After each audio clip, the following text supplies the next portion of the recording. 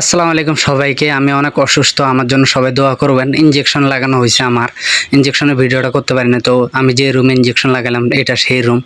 এখন বের হব বাসা যাওয়ার জন্য। দারুস সুন্নত হসপিটালে আসলাম, মুক্তারুজ্জামান চাচা তার হসপিটালে। আমার প্রতিদিন আসতে হবে, এখানে একটা করে ইঞ্জেকশন দিতে হবে, এই যে ওনার ফার্মেসি। তো আমি গেট থেকে বের হব। আর আমি অনেক অসুস্থ, আমার টাইফয়েড জ্বর, রক্ত চেক করলাম, জন্ডিস চেক করলাম। আমি ভাবছি যে আমার জন্ডিস, ওইসব কিছু না, লিভার টিভার অল ওকে আছে ইনশাল্লাহ।